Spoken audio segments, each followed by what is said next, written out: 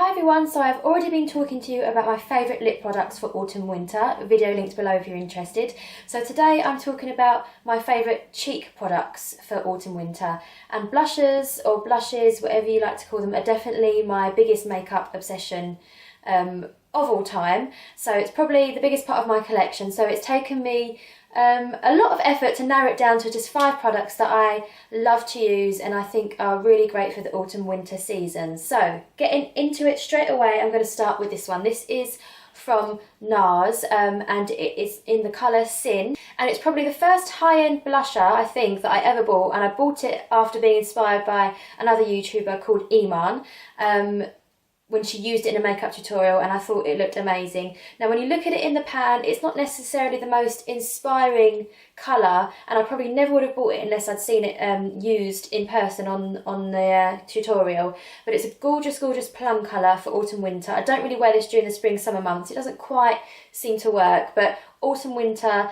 it looks gorgeous, and I love the Nars formulas as well. They're really long lasting. You don't hardly need to use any. That's good English, isn't it? You don't need to use much. I mean, I've used this loads and it looks as if I've hardly ever used it or not used it at all. There's a slight bit of shimmer in it in the pan, but that doesn't really come across on the cheeks if you're concerned about shimmer, because not everyone likes shimmer in a blush. And it just looks great with a nude lip and a smoky eye. It's a look I wear a lot during the autumn winter months, so definitely a big recommendation. If you're looking for a much cheaper alternative to the Nars in Sin, this isn't the same colour, but it's a lovely plummy / peachy colour. It's sort of halfway between the two, and it's by the Superdrug B range, so it's their B Cheeky, which is their blushes, and this colour is called Macaroon. I cannot say enough good things about these blushes in general. I've got a few colours now, and for the price, and off the top of my head I think they're £3.99, but always on offer in some sort of 2 for 3 or buy one get one half price.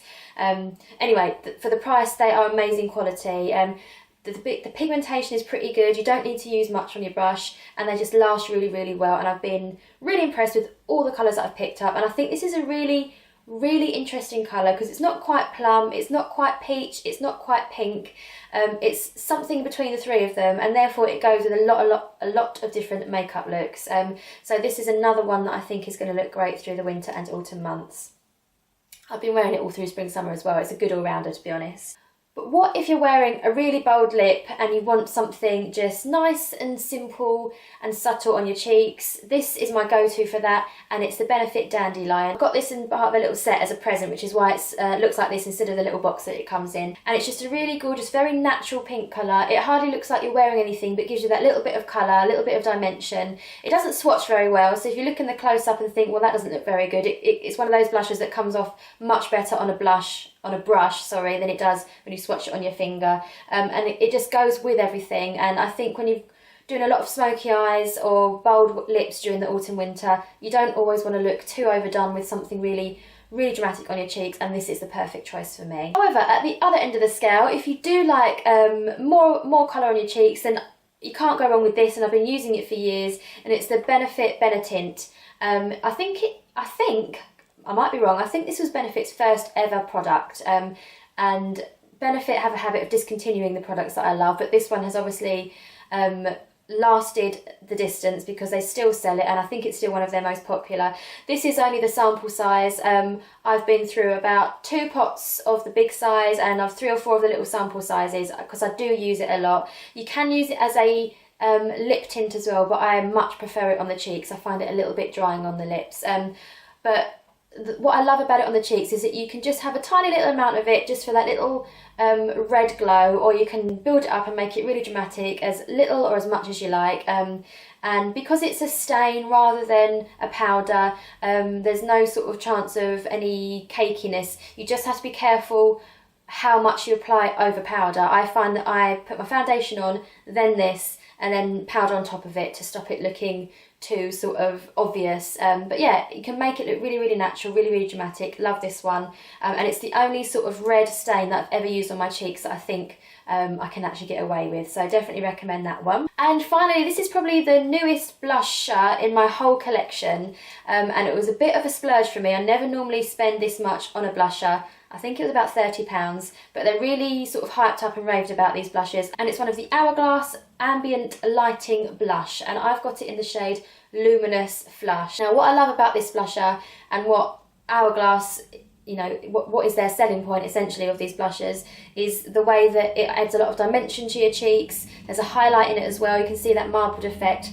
So with the pink colour and the highlight, it just looks lovely. It never comes across as well on camera, I think, as it does in real life, this blusher. Only thing to be aware of, it is so super pigmented that you do not need to use much. I've made the mistake of building up a little bit too much every now and then. So you just need the lightest touch, which means this is going to last me forever.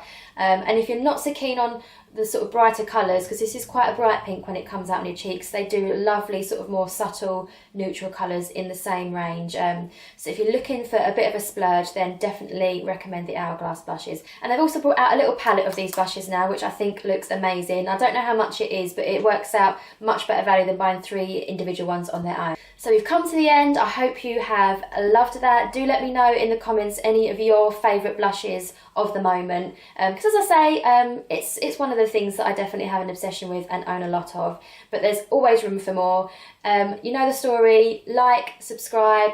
Every week I'll be uploading a new video, mainly beauty, but I'm branching out into a bit of fashion and sort of lifestyle videos now. So if you like a little bit of a mixture, then as I say, definitely subscribe, and I'll see you next time. Bye! The other thing I bought from VHS is on the bed behind me, but I'll show you a cutaway of it so you can see. I'm in love with these brushed cotton, winter themed with animals scenes on them, bedding that they're doing this year. I know they're not going to be to everyone's taste, but I love them.